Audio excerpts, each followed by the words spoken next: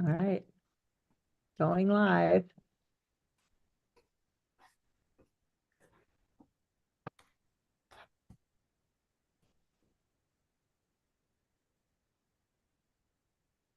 Hello, and welcome to the third event in our 2024 Diverse Perspectives in Digital Media Design speaker series. To paraphrase James Baldwin, nothing can be changed until it is faced. And this is certainly true of the inequities that have historically shaped these industries, both on screen and behind the scenes. We would like to begin today's event by acknowledging that the land on which we gather here in Storrs, Connecticut, is the territory of the Mohegan, Manchatucket Pequot, Eastern Pequot, Schaghticoke, Golden Hill Pagosset, Nipmuc, and Lenape peoples who have stewarded this land throughout the generations. We thank them for their strength and resilience in protecting this land and aspire to uphold our responsibilities according to their example. Today's event, the estate of Tameka Jenean Norris, will feature a presentation by our guest speaker, TJ Dedeaux-Norris, followed by a Q&A featuring questions from the virtual audience. For our virtual audience, please take advantage of the YouTube chat box to submit questions for our guest, which we will try to answer during the discussion. My name's Heather Elliott Familaro, and I'm a digital artist and a filmmaker, and most importantly, the department head for digital media and design here at the University of Connecticut. DMD is a young department founded in 2013, which has rapidly grown to over 350 undergrad and grad students with 25 full-time faculty. And we have 7 concentrations across the full spectrum of digital media, film production, animation, interactivity, business, humanities at both the Storrs and the Stanford campuses. And in our department, we value and celebrate our students' diverse backgrounds, and we support their development both as individuals and as professional media creators. Now in its 4th year, the Diverse Perspectives in Digital Media and Design Speaker Series is one celebration of these shared values. Now on to the show. It is my extreme pleasure to welcome today's co-host, Professor Clarissa Seglio, and DMD students Pablo Gonzalez Miranda and Milan Pranger. Clarissa Seglio is a U.S. cultural historian in the interdisciplinary field of American Studies who works at the intersection of museum studies, public history, and digital humanities. Much of her research focuses on the roles that artifacts, material, visual, and digital, play in constructing national and social imaginaries within the context of museum work. An example of this is her book, A Cultural Arsenal of Democracy, the World War II Work of U.S. Museums, published by the University of Massachusetts Press in 2022. Through her teaching and research, Seglio also collaborates with museums and libraries and communities on interdisciplinary public-facing projects that engage diverse audiences in topics of contemporary concern. So glad that you're here, Clarissa. Thank you. I'm very much looking forward to our event tonight. And I'm also happy to introduce our co-hosts. We've got Pablo Gonzalez Miranda and Milan Pranger. Pablo is a sophomore in digital media and design with a concentration in digital film and video production. His biggest passion is video editing and graphic designing being his second strong suit as a true generalist. Some of his work has included the production of short films and graphic illustration. And welcome, Pablo. And then we have Milan Pranger. Milan is an aspiring creative concentrating on film and video editing. Her passion are the art of storytelling and impacting audiences on a big level. Her work ranges from post-production to film editing. Welcome, Milan. Thank you for having me. And let me turn over the virtual microphone to you now, Clarissa. Excellent. Thank you so much, Heather.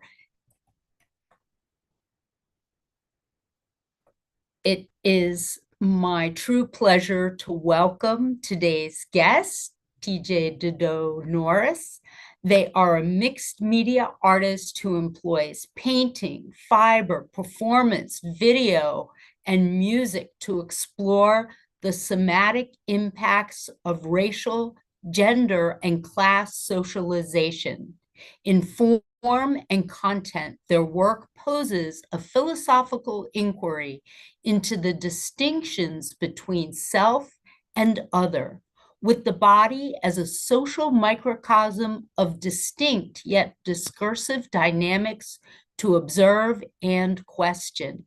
Everything is both permeable and fractal. Dedeaux-Norris completed their BA at the University of California at Los Angeles and their MFA at Yale University. Their work has been presented internationally at the Contemporary Arts Museum Houston, Mission Creek Festival, Nasher Museum of Art, Performer, Prospect New Orleans, Rotterdam Film Festival, the Studio Museum in Harlem, Sundance Film Festival, and the Walker Art Center, among other well-known institutions. Dedeaux-Norris has participated in residencies at the Grant Wood Colony, MacDowell, Skowhegan, and Yaddo. They are a 2019-2020 Pollock Krasner Foundation grantee, a 2022 Iowa Artist Fellow, and a tenured associate professor at University of Iowa. Welcome, TJ. And for having me here. And without further ado, we really want to let TJ's work do the talking to get us all into the space of the questions and that fractal experience that I just read about. So if we can cue up the short film, let's all sit back, listen, watch, and wonder.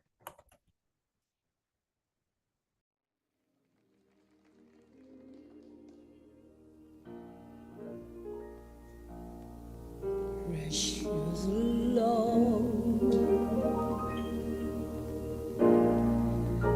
take my hand,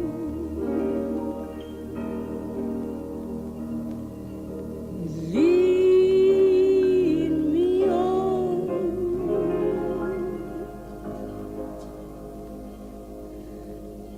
let me stand.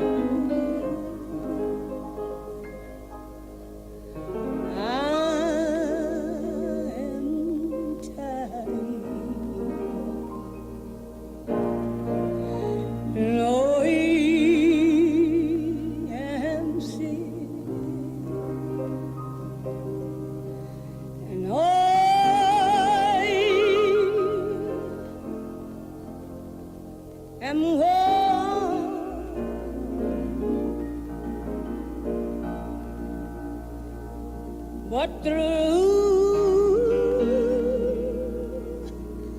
the storm,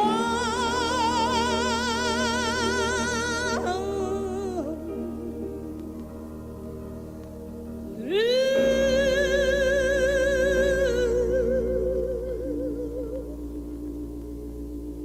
the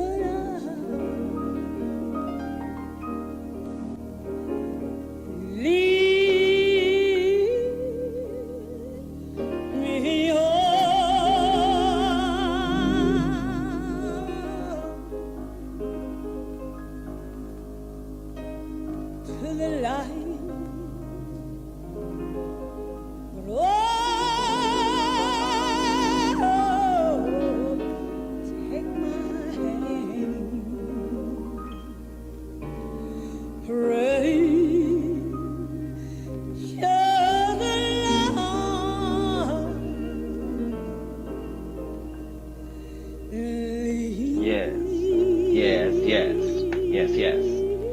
Yes, church. Yes. Yes. Dearly beloved, we are gathered here to celebrate the homegoing of our sister, our friend, and the celebrated artist, Tameka Norris.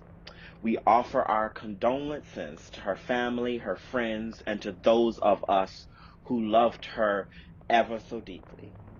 here at Maud Chapel at Yale University, Tameka's own alma mater, we cannot help but notice her absence, which is both deep and great, as Tameka has slipped away to be with the Lord.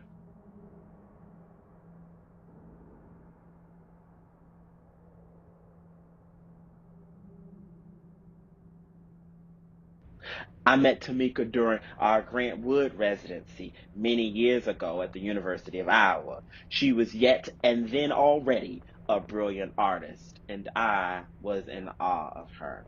In fact, y'all, she fed me when I was hungry. She gave me drink when I was thirsty, even when she herself was not well. Mm. I recall when Christ says, "What you do for the least of these, you do unto me." Y'all, Tameka was generous, she was courageous, and you know she was funny as hell. I remember Tameka saying, "Chris, if I leave here for you do, you preach my homegoing service, and don't you talk all day like you want to. But y'all know what? I am a truth teller, and so you know I've got to tell it. I have got to tell it." Tameka, like so many of our sisters, our daughters, and our mothers, have been harrowed on to glory by institutional racism, sexism, and the weight of being a Black woman in America.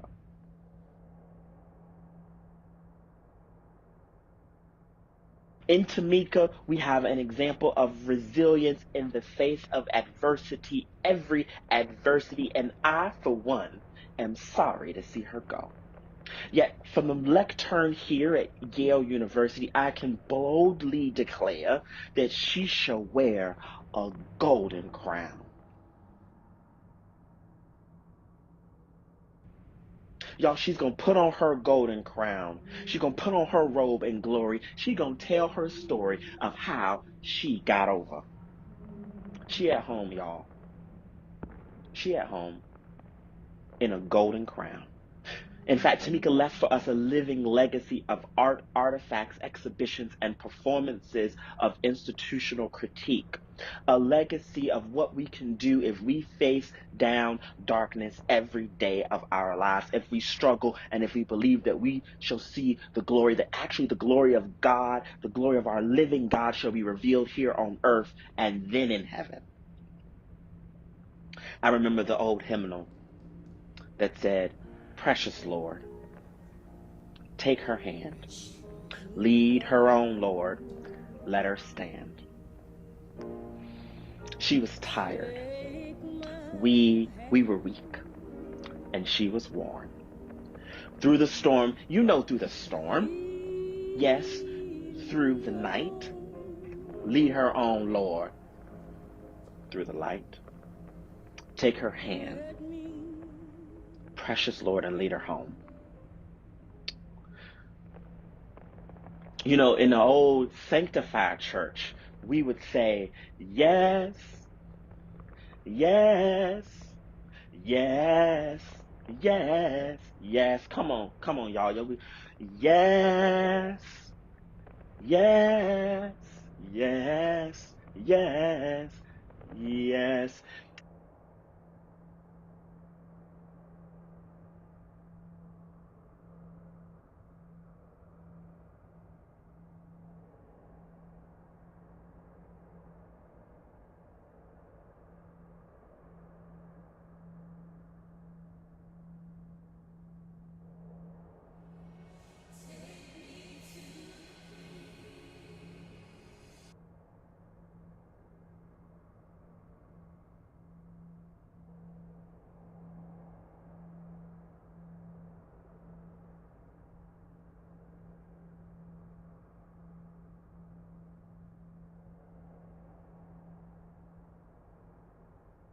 As I see Tameka lying here, y'all, my heart says, "Lazarus, get up. Get up, Lazarus. Get up. For we love you so." Here today we acknowledge when John the Revelator said, "And I heard a voice from the throne saying, Behold, the dwelling place of God is with men, and he will dwell with them. and they will be his people, and God himself will be with them as God. He will wipe away every tear from their eyes, and there will be no more death, nor mourning, or crying, or pain. For behold, the former things have passed away. And the one seated on the throne said, behold, I make all things, I make all things, I make all things new. Then he turned to John the Revelator and said, write this down, for these words are faithful and true. I remember Tameka's performance work, particularly the one in the last chapter of the book, Radical Presence. Didn't she make all things new, y'all? Didn't she make all things new? Didn't she? Well, here today we continue her work, both God's work and Tameka's work, till we can say that we are all free at last. We are all free at last. Thank God Almighty, we are free at last. But we won't stop. We won't stop till we know that Black women have the health care that they need, till we know that Black women in academia have the support that they need, till we know that neither disease, nor mental illness, nor famine, nor pestilence, nor whiteness will wear them down and send them horroring on to their graves. We can stand in the darkness and say we are the light, for we remember Micah 6:8 and what the Lord requires of us. He says, he has told you, O man, what is good and what the Lord does require of you, but to do justice, to love mercy, and to walk humbly with God. But here right now, I got to go back. I've got to go back to she shall wear a golden crown. She will put on her robe in glory. She will tell her story today of how she got over. I know some of her beloved sisters so heartbroken. In fact, we know Tameka's grandmother went on to glory only a few weeks ago herself. But we know that God will wipe away all tears, no more sorrow, no more pain. And like our old folks used to say, our grandmamas used to say, every day will be howdy, howdy, and never goodbye. Behold, Christ has made all things new, but let us not today act brand new. You know the difference. God made all things new, but let us today not act brand new. Let us instead remain steadfast, or better yet, let steadfastness have its full effect. Can the choir please sing, for we remember Tameka's work today? Go on and raise the choir. Take me to the King. I don't have much to bring. My heart is torn in pieces. It's my offering. Take me to the King. Truth is, it's time to stop playing these games. We need a word for the people's pain. So Lord, speak right now. Let it pour like rain. Oh yeah, we're desperate. We're chasing after you. Oh, no rules, no religion. I've made my decision to run to you, the healer that I need. Take me to the King. Don't have much to bring.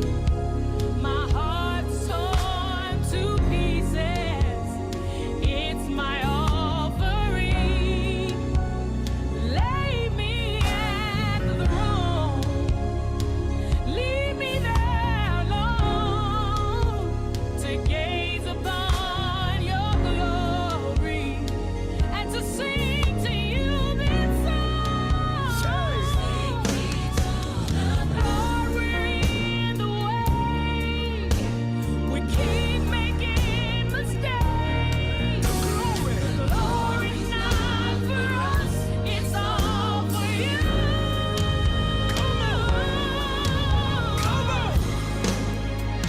Take me to the King. I don't have much to bring. My heart's torn to pieces. It's my offering. Leave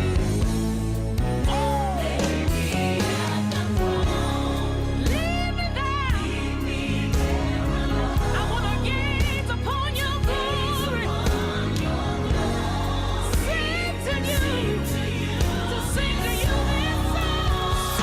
Take me to the King.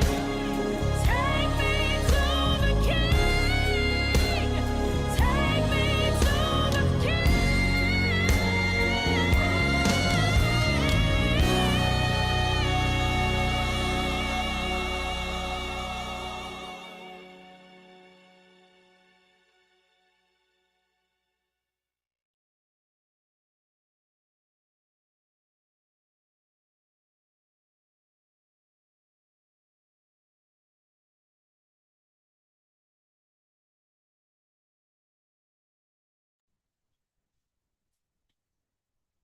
TJ, can we invite you to speak on your work?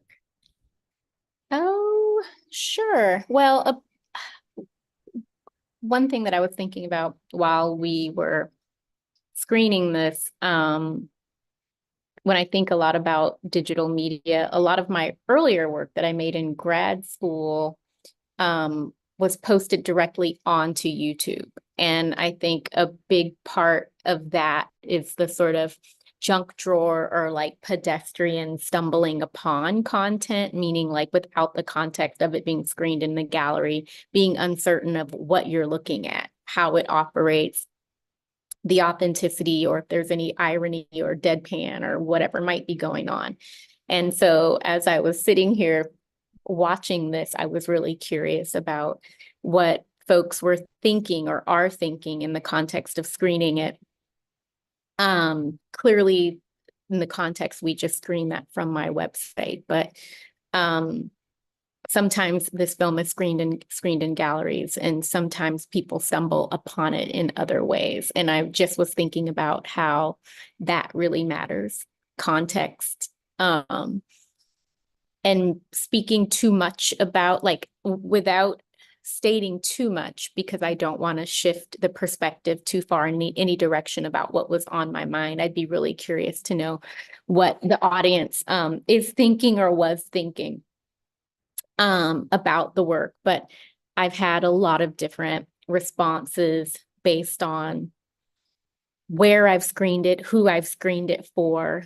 There's lots of moving parts in that. I mean, clearly there's a huge overarching bit of religiosity, and I think that that's such a taboo subject matter to a certain degree, like not necessarily religious paintings per se, but like, what does it mean to talk about religion in art? So I think there's a lot of interesting context and subject matter to approach. And I usually, I recently screened this for my students. Right now I'm teaching an African-American art history class, and we're focused on performance art. So I screened it for them without context. And it's always really interesting just to see how people respond to the work. So I'll just start there. Hi, I'm just checking if my microphone is working. We're all good? All right, perfect. I just wanted to ask, and I wanted to be curious of like what was the goal? What was the intended vision for it? Like that to me is always the most interesting part. It's like it's a fascinating process of like pre-production and post-production. A lot of the times when we start pre-production, it starts with a different shift and idea of where you're thinking of planning. And then when you execute it and then you do post-production, 90% of the time, it's never as going to be as like you envisioned it, but you adapt and change. So to me, my question is like, when you started this, was the vision to be something similar to what you ended up with? Or did you have to like pivot and then like adapt and see, oh, okay, I can add this, or I got to take out this part? If that made any sense. Yeah, no, that's a great question. Well, so that film was made in the Figge Museum in Davenport, Iowa. I was having a solo show like sort yeah, a major museum show, and it had been scheduled. And it was scheduled for October 2020, which meant February 2020, we were in the pandemic. And it all of a sudden we had to start rethinking, what does this mean to have an exhibition in a space that maybe people are not able to enter?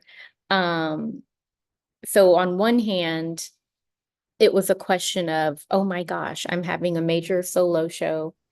I've waited so long to put together this big estate project, but it's possible that there will be no audience for this show. And so I started thinking about other ways the museum could be a host, a stage, a set, or whatever for the work. And originally I wanted to do sort of a second line celebration of life. And if anybody knows New Orleans, when somebody passes, it's more of a celebratory parade. Like I envisioned getting a band to come in and play, and there to be this sort of celebration of life of Tameka Jenean Norris, a more upbeat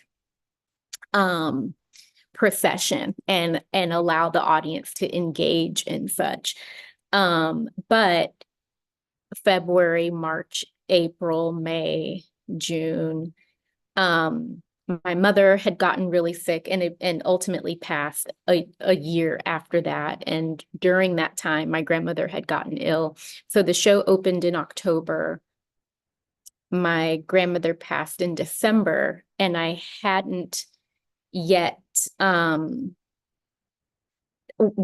it was still uncertain, would there be any live event? And we kind of needed to come to terms with, there's probably not going to be people coming into the show. It's not going to make sense to have people masked coming to this sort of upbeat procession. Like, I don't think that we could get there. Like, it was dire times that it did not feel authentic to try to create an upbeat sort of space.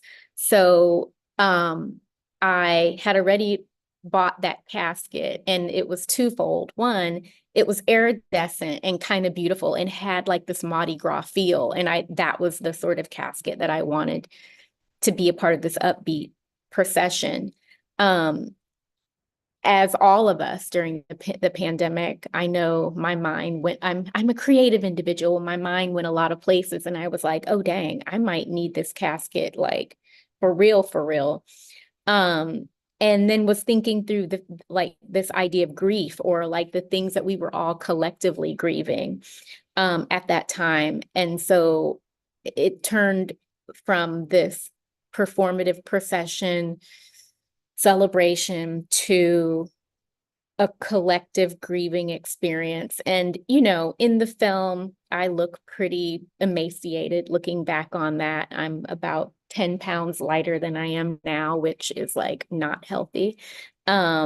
I looked pretty exhausted, which I was, and stressed out, and had not been eating or sleeping well.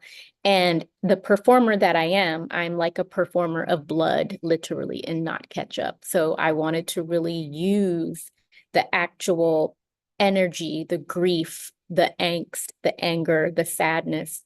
I'm sort of a method actor in that way. I like to really lean into like these endurance-based or durational-based endeavors. So yeah, it changed dramatically. So I had a small crew, which was 2 grad students, who I had a sort of psychic relationship with. We're all like super empathic, and they just felt like the right people to have in the space. And as you know, Pablo, like there's this synergy of needing to be present but invisible, and be useful but not overly useful, and like anticipating something that could happen but not in the way. And I just had this really great relationship with these 2 grad students, that we just had this profound working relationship where the 3 of us were also having experiences of grief in various ways. one of the grad students was transitioning and I think was processing the grief of their former self to their new self and processing the grief of what their family may be experiencing as the person transitioned into who they were, becoming. So yeah, that shoot was a combination of me semi-scripting and saying, I need you to trust my process too. There are going to be aches and pains and things that I express, but I need you to trust that I'm okay. And it's going to be guttural, it's going to be visceral. And those emotions that were expressed were pretty raw and really real, and ones that I had conjured and sort of stored and needed a safe place to sort of exorcise them. And, getting in that casket and the last frame where the casket reopens, there was really a process that technically it was a performance that was happening in the museum, but then we edited it to turn it into this sort of dramatic thing. The actual private performance lasted a pretty long time, and I stayed with that casket door closed. And it was a way for me to say, like, I wasn't going to open it until I was really ready to accept the losses that had taken place, like losing my grandmother, reopening the casket, saying that I'm choosing to live through this. Like, I think, it's speaking very specifically about my mental health. There were moments where I was like, take me with you, grandma. Like, for real. Like, I'd never imagined a life without my grandmother. I hadn't checked in with myself since I was like 8 years old. And I'm a grown ass woman, like a grown ass human, like had never considered what that would be like. So I stayed with that casket closed until I sat with myself long enough to open it and say that I was ready to make an attempt to live my life without my grandma in this world. Yeah. I want you to know that like this is major coincidence, but I recently lost my grandma also. Oh, I'm sorry. Ah, it's fine. She was 81. She lived a full life. No, grandma's supposed to live forever. Sorry. Yeah. They in It's your okay. hearts they do. But Yeah. but I wanted to say that like I think the poignant making of like showing the grief and all of that, and especially with the camera work that you guys did, kind of like exuberantly showed that. I think also like the acting that you did and the performance is something that like I think it's visceral and you could feel it. And I think that's one of the best things about this project itself. If you wanted to send a message of directly like showing how like dealing with grief is, I think you definitely succeeded in that. Um I'll also say I also had a question. Was this originally going to be like a stage performance Um, rather than a recording? I don't think so. Well, again, in the Figge, it was going to be some version of a live performance. And I did see myself interacting with the casket in some way. But I don't know not that version of it. I don't know that I was prepared to do that in front of a live audience. Yeah. All right, I'll stop hogging the screen. Milan, she's all yours. All right, so I wanted to ask you, I know you just spoke a lot about how recording this, you had to deal with a lot of anger, angst, and overall grief. I want to know if you had a better connection and relationship with exploring your own grief, or maybe it made it a little harder for you to kind of confront what was going on, and if you kind of distracted yourself, or if you ever came to terms with it. That's a good question. So another layer to this is, again, the overarching bit of religiosity, right? There's a couple of things. So the person giving the eulogy is a friend of mine, and professor here at the University of Iowa, Christopher Rashid McMillan, who is a gay Black man who loves him some Jesus. And as a queer individual, I think we both had really long conversations about and both of us are from the South, and both of us have families that are pretty similar in that contending with our queerness or our gayness, and, putting into question whether does the same God that loved them, if you believe in God, does the same God that loved them love us, or whatever the case may be, right? And so it was really important for me to have Chris do it, in that the healing question based on hyperallergic article might be illogical. Okay. Yes. That's just behind the scenes. Yeah. Oops. Okay. It's Yeah. okay. Okay. Yeah. Just thinking too, but yeah, but that's a great reference. No, I think that so just to tell an anecdote. So fast forward, earlier this year, I have another friend who is a theologian and a professor, hetero Black male, who critiqued the service. And I can understand if you've been in church, that there's sort of a stereotype or an expectation of what a preacher should sound like, or how their voice should sound or not sound. And I was very intentional with trying to send some signifiers out there that kind of derail your expectation and maybe dabble in a little bit of critique. And some of the critique is completely invisible, meaning the Take Me to the King song by Tamela Mann is a very popular song in Black church, contemporary Black gospel music. And when I first moved back home after grad school, my aunt was in hospice, and I have another aunt who allowed all these family members to come do hospice at her house, which I also am sort of fascinated by. And so the first sort of family gathering that I experienced after being gone for many years was being in a room with mostly women family members grieving the loss of my aunt as she was dying. And they had a boombox in the bedroom, and that song was on repeat. And I had never heard it before up until that point. And it was sort of uncanny, and it's not funny, but there is something kind of profoundly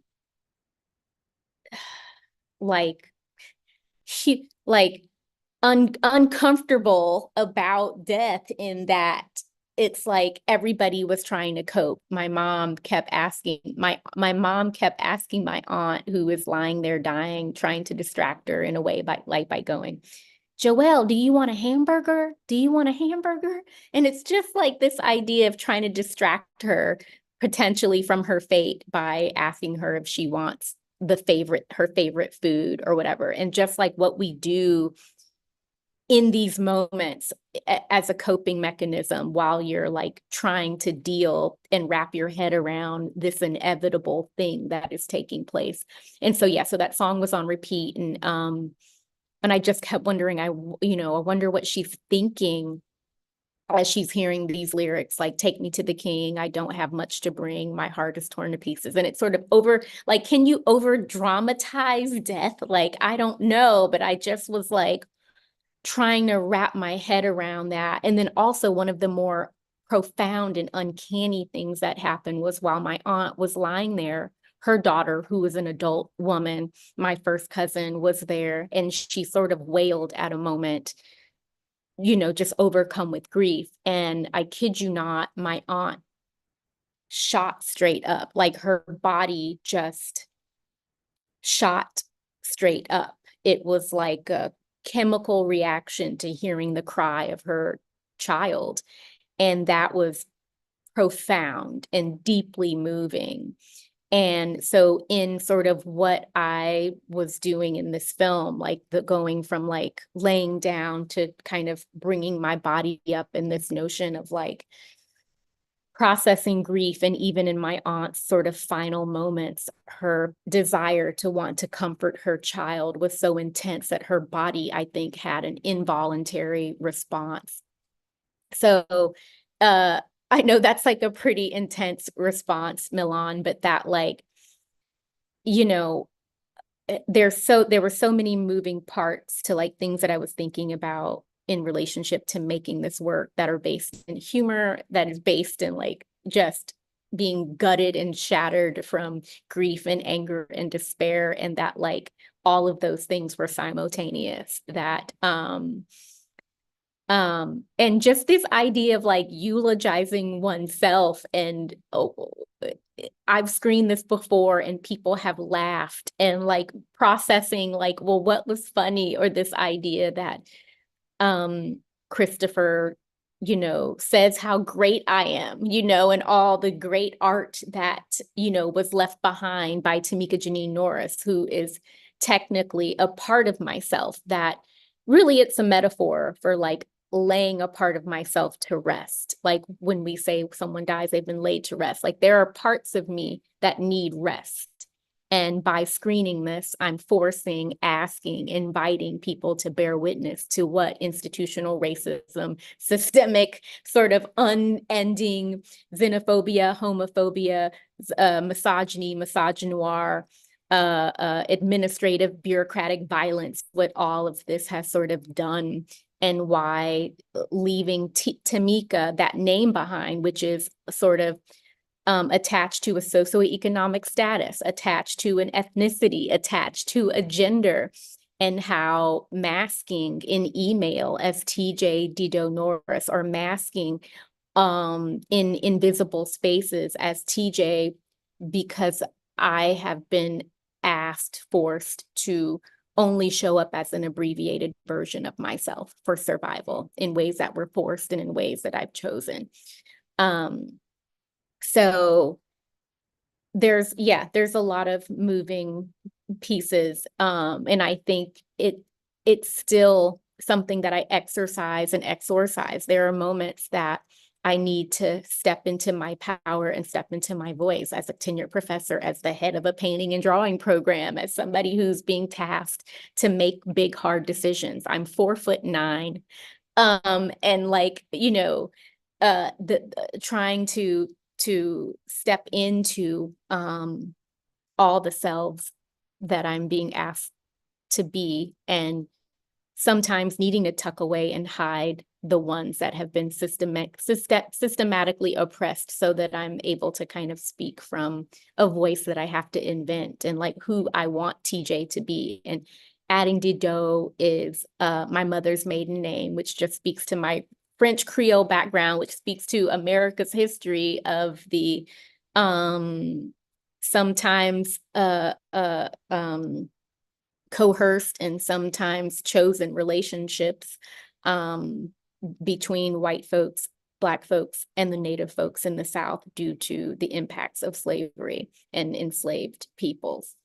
So that was a lot, but that sort of covers some of what you're asking. No, it was perfect. Specifically, the whole gospel song, I completely forgot about how often my mother played those songs when she lost someone. And specifically that song and like Alabaster's Box. So when I heard it, I had like a visceral reaction. I almost forgot about how emotionally you can be connected to the gospel songs and what kind of purpose they serve for you. And I think that's such an important part for audiences to kind of get the feeling of mourning, even if you're not familiar with these songs, because you can feel it in the way the artists sing about it. I agree. And like, whether you believe in God or not, there's just something super theatrical, dramatic, and profoundly poetic about the music that I think can just move you. And it's similar to maybe listening to music in a different language that you don't understand. You don't know exactly what's being said. It doesn't matter, but you can feel it. And I think that certain gospel music does that for sure. I was gonna ask and just wanted to make sure. Um, do you feel like that idea and throughout that whole process, do you feel like it also connected with how you approach with the whole gender spectrum and that personal reflection? Do you feel like that definitely connects with the presentation that you're doing, or does it feel like that's like an outcome of it? Like, do you feel like you get more out of it uh in that spectrum, or do you feel like it's something that you already knew? I don't know if I fully understand your question, but I'm gonna say something, and then if you have Do you want me to rephrase it? you can, yeah. Okay, yeah, because what I mean is that, like, do you feel like when you were doing this project, in any sense of the word, do you feel like you learned more about yourself, and especially in the gender spectrum and in that whole area, or do you feel Okay. like you already knew when you came out of the project as like, yeah, this is what I feel like? No, Well, nothing else. okay, well, I think one of the things that I was thinking about, so the whole purpose of the estate of Tameka Jenean Norris is this idea that, like, in the art world, women and folks of color, the value of our work is so underappreciated, so underpriced, so under-archived, so underfunded, so underrepresented. And that's just a causality of the body that I am in and born in. And I've thought a lot about, like, things like you know, basic things like growing up using the name Tameka and sending out a resume, not getting callbacks, or when my mom was sick and I was doing a lot of advocacy for her, feeling dismissed by people that I was dealing with on the phone because of my name, as though Tameka did not deserve, based on whatever values they were, or lack thereof, that they were putting on the person that had that name. So understanding, so in the Du Boisian way, that idea of knowing that folks are looking back at me in contempt, or like in this phone conversation based on my name, and how they're assuming things about my socioeconomic status or my education or whatever the case may be. So I legally abbreviated my name to TJ Dedeaux-Norris, because at a certain point, you know, uh,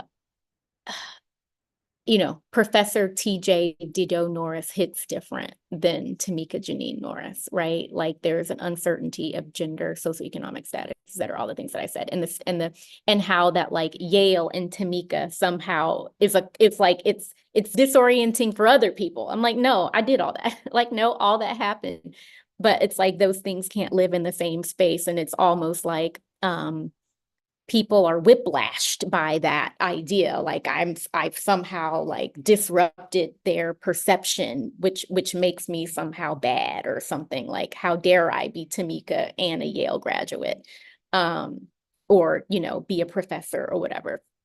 And so I sort of tried to try to diffuse that by doing the name abbreviation. And so the notion of the estate was even to say, like, I want to talk about what it means for women and folks of color to be forgotten in history, or, like, who else is going to do this survey of this artist's work named Tameka, who did all of this stuff, other than me, who is, like, now TJ, the front-facing administrator, the person who has decided to show up on behalf of to allow space for rest for. And also, like, what is the expectation of an artist named Tameka Jenean Norris, right? Like, is that artist allowed to make work that isn't speaking to issues of gender, race, socioeconomic status, just based on how you signal a name, and all of that. So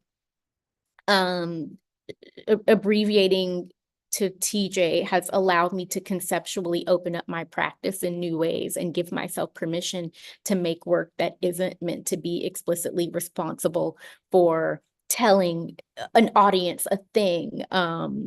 And so it's, again, just a suspended performance, right? Where it's just more endurance and durational based performance, where I'm embodying this abbreviated version of myself, but still saying Tameka exists. She is not gone. She is still with me, and we bear witness to her when I do an artist talk, but really we're watching the eulogy of this person, right? So in some ways, it's like super healing to have a testimony and a place to have folks bear witness to the experiences of Tameka. And it's almost like a Incidents in the Life of a Slave Girl by Harriet Jacobs, this idea that people doubted her story. Like, she couldn't have written that.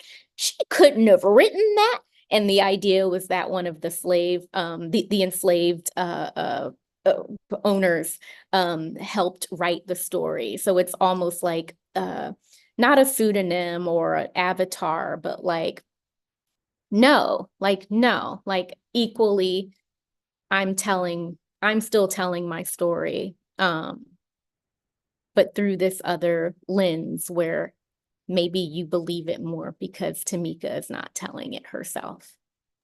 So like you're just saying that, like, rather than letting people weaponizing it, you're using it as a weapon. Yeah, I like that. Yes. Yeah. Yeah, that is so. Mm-hmm. Mm-hmm.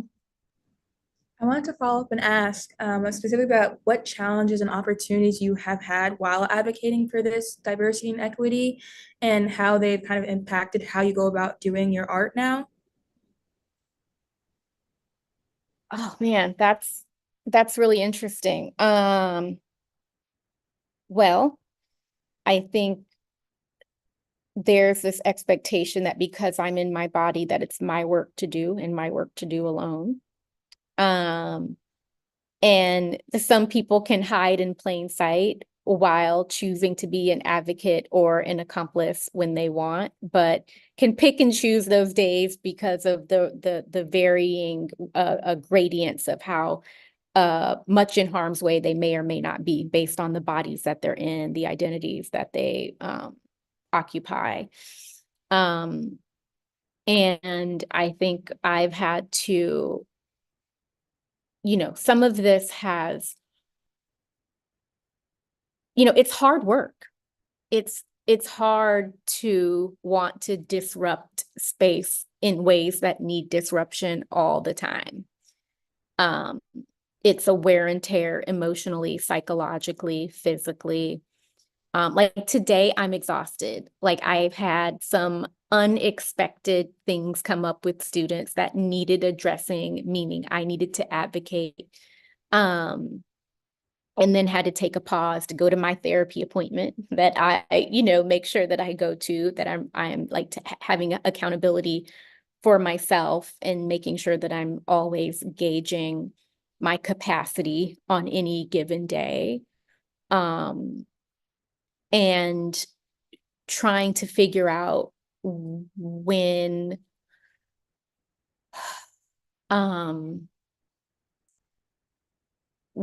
man, like when I need to allow others to step up and step in and know that they also may not.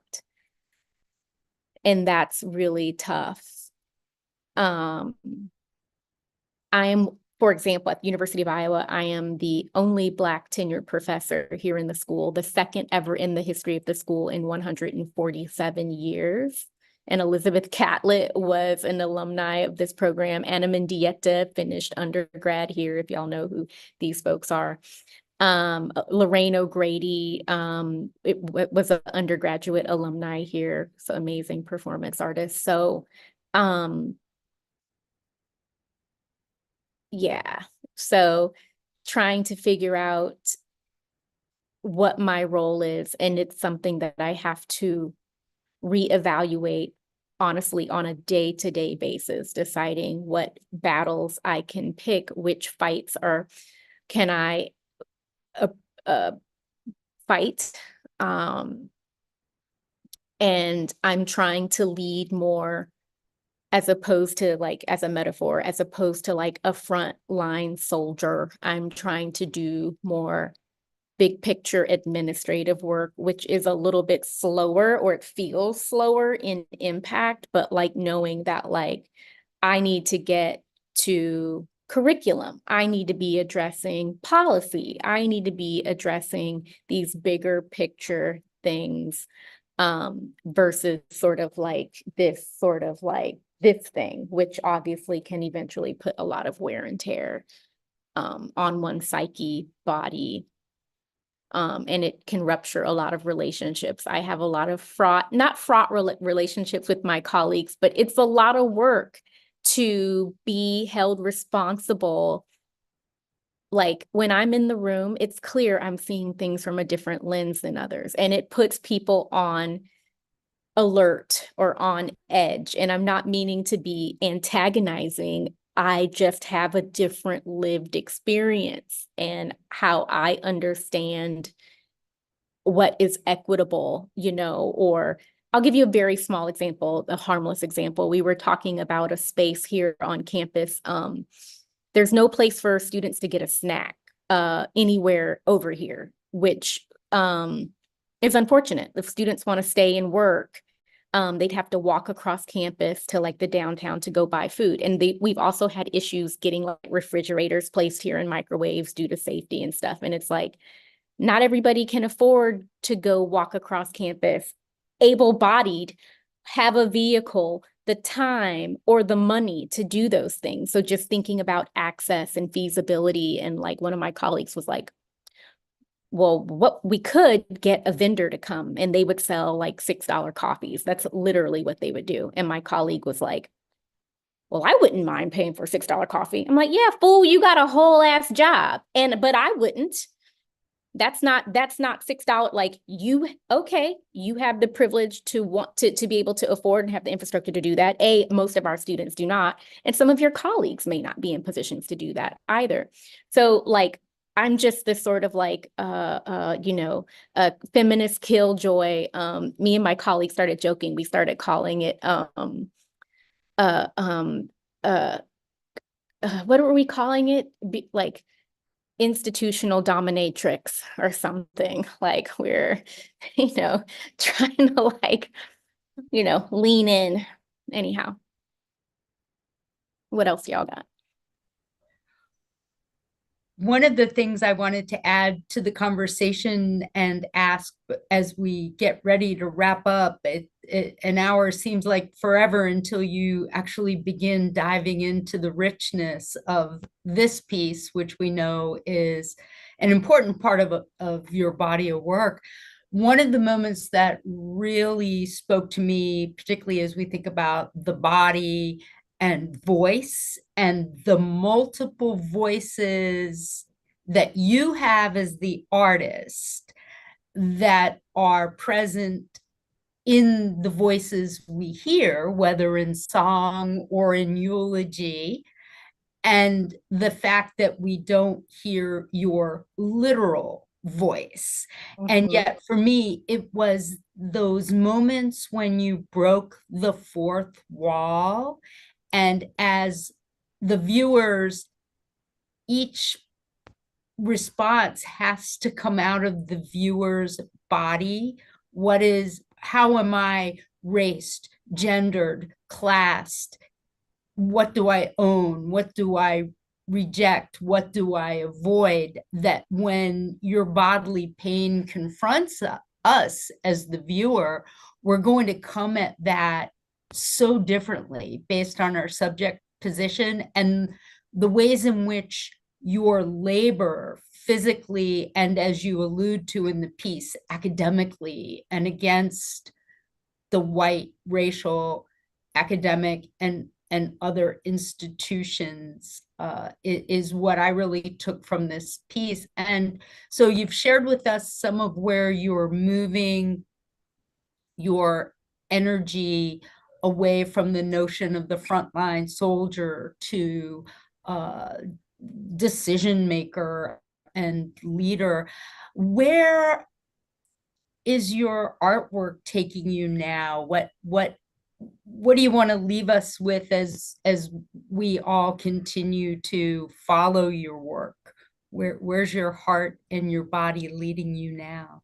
Yeah, so I think a lot and teach a lot about sustainability. And it's about, thinking about all of us and our practices and what is a sustainable practice over a semester or over a year or over 3 years or 5 years or 10, or in my case, almost 2 decades from the time I was in community college till now. And the impetus, like the initial sort of, the first time I ever knew I made art was when I was sitting on the floor making my first painting. I painted over a lover's painting, somebody who noted themselves as being an artist prior to I did. I painted over their painting and was sitting on the floor watching live footage of Hurricane Katrina, which is also a trauma that I've, experienced in my life. I was in Los Angeles when it happened, but my family was all in Mississippi or Louisiana. And just thinking about, fodder for the work. I have been, in quotes, rewarded, meaning won awards or exhibitions or gotten into schools or residencies based on making a lot of work that is stemming from a lot of trauma. And really trying to make sure that I am doing work to find simultaneous joy, content, health, happiness, collaboration. So while the work may visually still show content that's difficult, I think, though, thinking about what is sustainable. And I ask this for all of you, like, are you drinking enough water? Are you in between making all this work? Yes, having productive conversations with people that care about you or people that you care about. Are you, getting rest in all the ways that we can think about rest? And I know it's hard when you're in school and like we push ourselves, and I get that, but like, I've slowed down like the commerce of the work in order to make sure that this vessel, if my mind, body, and spirit, if this main frame is not well, there is no way that I can continue to produce work, because once I drop dead, ain't nobody gonna care. Like, it's hard to know like who will tell my story, right? So it's up to me to try to sustain as healthy of a life as I can and create an archive for the legacy of my work. So it's not just making the work, it's creating the infrastructure to keep the work circulating in whatever ways that means, big or small, so that my experiences have not been in vain. That's a fantastic note to end on, and I know that all our videos get continued viewing, and I am so glad that this episode will become a circulating archive that gets reactivated with each new viewer. And so thank you so much, TJ, your honesty, your generosity, and sharing that trauma-based work does not exist for the pleasure, particularly of white vampires of Black trauma, and how to protect oneself as an artist. And I also want to thank our co-hosts, Pablo Milan, Heather Elliott Famularo, and particularly to Sabrina, who introduced us to you, TJ, and who is our event producer behind the scenes. Thank you. Everyone is invited to join us Wednesday, March 20th, also at 5:30 p.m. for our next Diverse Perspective speaker, designer, topographer, and educator, Beatriz Lozano. And I invite you to check out our entire lineup, past, archival, and future, for our Diverse Perspectives in Digital Media and Design speaker series at dmd.uconn.edu/diverse. And don't forget to subscribe to us here on YouTube and to follow our other social media channels at UConn DMD to see all of our departments' great content. And again, thanks to our students, TJ, and everyone who worked together to produce this great event. And thank you out there to our virtual audience for joining us today. I know that we're all inspired by TJ's work and insights about sustainability as we go out into the world beyond our small screens. So thank you for mentoring and inspiring our young creatives, and together we can change this digital and infrastructural world, we hope, for the better. Thank you. Do you mind if I ask one more question? What's up?